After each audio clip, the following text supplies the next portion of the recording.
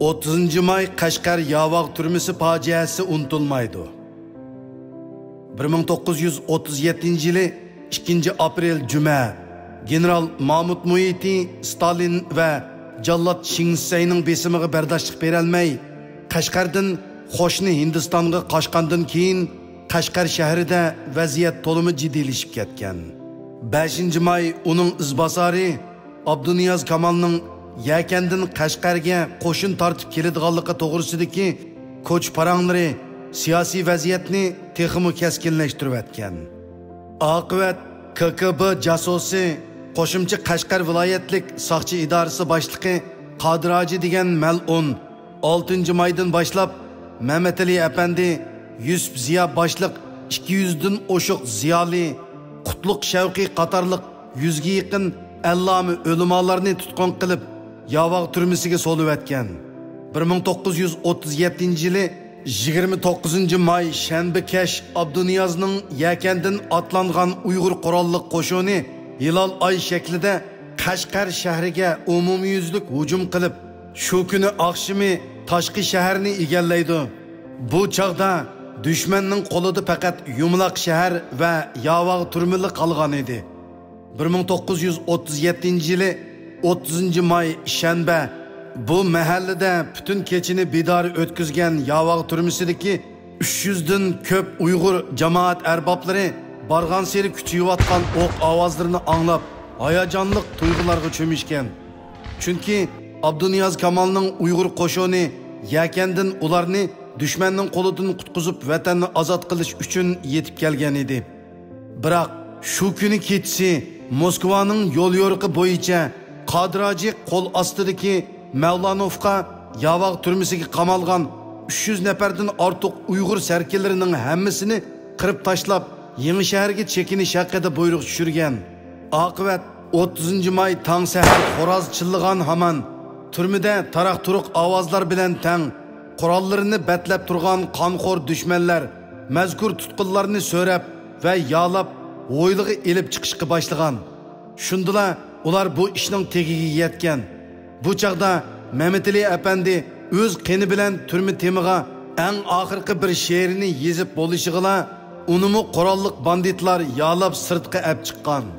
Bomdod vaqti bilan tang 300 nafardan ortiq azimatlar o'qqa tutilib, orqadanla ustiga benzin chechilib ko'ydirib tashlangan.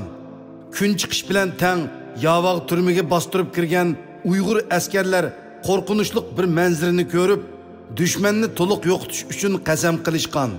Afsuski, biroq Moskvadagi Jozef Stalin shu yili 7 oyda Shinseyni qo'g'dab kelishni qaror qilib, shu yili 8 oyda Moskvadan maxsus tanki qismi avatib, Osh va Narindagi qirg'iz otliq qismlarining yo'l boshlashida Tarim vodisiga besib kirib, Tungan tozlash nomida Uyg'urlardan 8500 nafar Uyg'ur askar va 5600 nafar Tungan qurolliqlarini qirib tashlab, 1931 yılı boshlangan Milliy ozodlik inqilobining oxirgi tayanch kuchlarini butunlay yo'qotgan.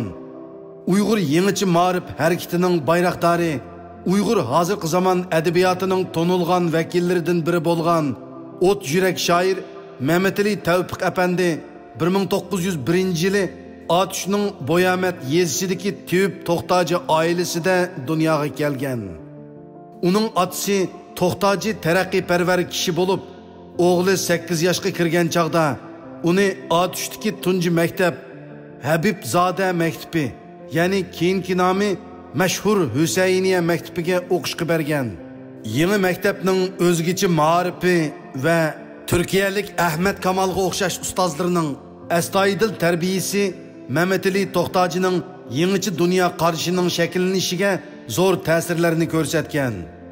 U bu xil yangi ma'rifning bo'libmi hozirgi zamon fan madaniyatini o'rganishning muhim rolini cho'nqur his qilib, tirishib ilm-fan egallagan va ma'rif bilan xalqni qutqizish yo'liga o'zini atashga bel bog'lagan.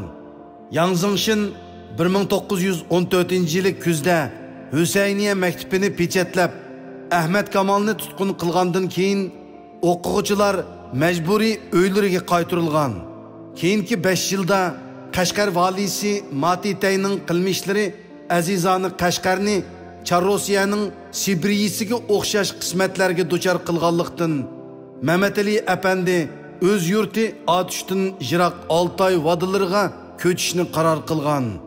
1920-yili va 1921-yillari dadisi To'xtaji bilan Eli, Bo'rtala, Cho'chak qatorliq joylarga borgan Mehmet Ali Tevfik zulm va jaholat iskanjisida ingrab yotgan xalqning hayoti bilan texmi keng turda uchrashgan.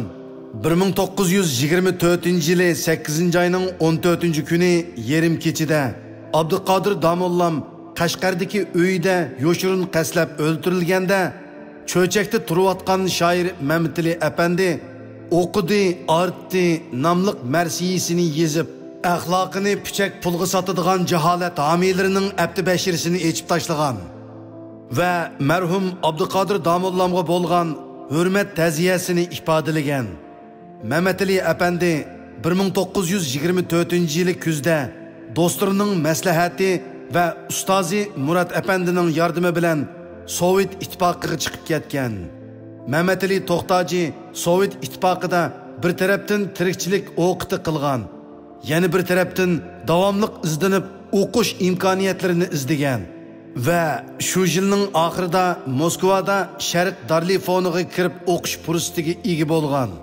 1,5 yil o'qigandan keyin Moskvadan ayrilib, Qora dengiz bo'ylaridagi yurtlarda oshpazlik, kavobchilik qatorliq kasblar bilan shug'ullangan.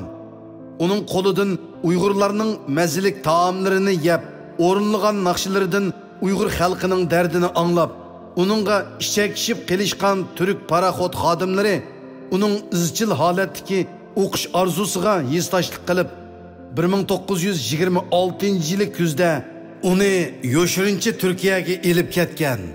Shoir Mehmet Ali To'xtaji Istanbulda Uyg'ur muhojirlarning yordami bilan o'qituvchilarni tarbiyalash maktabiga rasmiy o'qishga qabul qilingan va u bu maktabni bitirgandan keyin Istanbul shahar atrofidagi bir boshlang'ich maktabda o'qituvchi bo'lib ishlagan. Shu mezgillarda Sharqiy Turkistonda ajoyib o'zgarishlar yuz berib, 1931-yili bahorda hozirgi Qumuldan ko'tarilgan milliy ozodlik qo'zg'olonining ta'siri bilan butun vatan tavasida uyg'unish, yangi madaniyat oqartish to'lqini barliq kelishga boshlagan.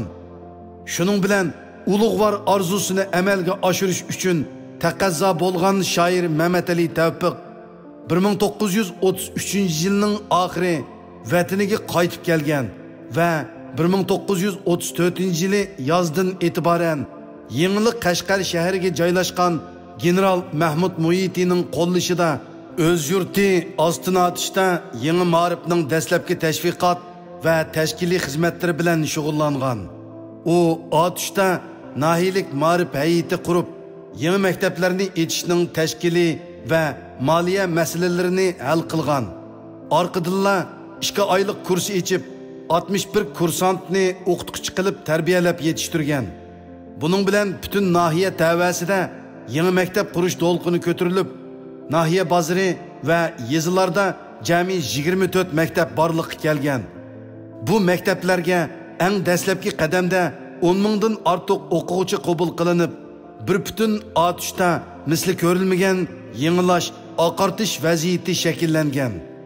Shoir Mehmet Ali Tevfikning naqshi tekstlari yezib ohangga selishi bilan biz muallim vatan uchun qutulish yo'lida muborak vatan, o'yg'on xalq, qutuldik. Biz Uyg'ur bolalari qatorliq naqshlar maydonga kelgan va keng tarqalgan. Mehmet Ali Efendi 1935-yili 4-oyda 100 nafar o'quvchini tanlab, izchilar atriti tashkillagan. Atrat a'zolari Mehmet Ali Efendining boshlamchiligida mashrangda bo'yalgan bir xil ust kiyim, o'xshash so'mka osgan holda izchilar marshini yangritib, Payzavot, To'qqizoq, Opal, Toshmiliq, Yangisar va Qashqar shahar atrofini piyoda aylanib, yangi ma'rifni tashviq qilgan. Mehmet Ali Efendining bu harakati Qashqarda turayotgan milliy qo'shin qo'mondoni ma'rifatparvar Mahmud Muhitining qo'llashiga erishgan.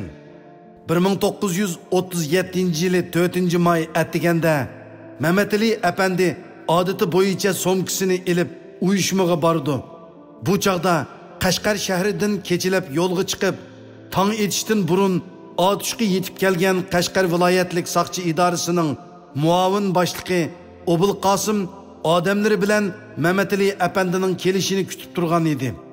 Mamatali apandi uyushmaga kirishi bilanla ular Mamatali apandini qo'lga olgan. Mamatali apandi o'zi yolg'iz solangan kamerining janubiy temiga otqa mingan bir odamning rasmini sizib ostiga men 1937-yili 5-oyning 4-kuni Sayshanba bu yerga kirdim. Meni nahaq qo'lga elishdi deb yezib qo'ygan. 1937-yili 30-may saharda Qashqar Yavog' turmisiga qamoqliq Uyg'ur millatining Mamatali Tavfiq Qutluq Shavqidan iborat eng munavvar o'g'lonlarini o'z ichiga olgan 300 dan ortiq gunohsiz Uyg'ur sarxillari turma ho'ylisiga yalab elib chiqilib, bir tutash o'qi tutilgandan keyin benzin chechib ko'ydirib etilgan. 1934-yildan 1937-yilgacha bo'lgan 4 yil jarayonida jangovar izchilarini boshlab, ney barabanlarni yangritib, naqshi marsh sadolari bilan tog'u toshlarni mu larziga selib, Qashqar bilan otish orliqidagi tor yo'lda necha 10 qitim hayvatlik safar qilgan, ham shu xosiyatlik safarlarida minglagan, 10 minglagan kishilarning qalb ko'zini yo'ritib, Uyg'ur ma'rif tarixida misli ko'rilmagan parlaq sahifalarni ochgan ma'rif sarkardisi Mamatali apandi ko'yib chulchuli bo'lgan holatda tog'arga qochilinib, el oyiqi besiqqanda otishning bo'yamatga ilib kelingan va yo'shirin dafni qilingan. Mamatali apandining hozirgacha bizga ma'lum bo'lgan birdan-bir foto surati uning Turkiyada o'qigan chog'dagi o'quvchilik kinishkisiga chaplangan bo'lib, Mamatali apandining ayoli Malikzod xonim bu qimmatlik mirosni e'tiborlab saqlagan. Afsuski, Mamatali apandining fojialik o'limiga bardoshlik berolmagan Malikzod xonim uzoq o'tmay o'lib ketgan. Qor yetim bo'lib qolgan yolg'iz qizi Adibani Qashqar shahridagi hammasi Xalij xonim beqib cho'ng qilgan. Adiba bo'yga yetgandan keyin turmushliq bo'lib, 4 farzandga ona bo'lgan. 1960 va 1970 yillari xoinning pushti deb chatga qilgan Adiba xonimning ko'rmagan kuni qolmagan. Shuning bilan Qashqardan G'o'ljiga ko'chib ketgan. U G'o'lji shahrining sharq mahallasida yashagan. Malikzod xonimdan miros qolgan suratni Mamatali apandining bajisi Obulasan saqlab, 1960-yillari Mamatali apandining akisi Nizomiddin apandining farzandlariga topshirib berdi. Ular bu suratni qayta fotoga olg'izib, ko'paytib, yug'izib, urug' tuqqanlarga birdan tarqitib berdi. 1982-yili bu surat Buloq jurnaliga besilgandan keyin Uyg'ur jamoati bilan yuz ko'rishdi.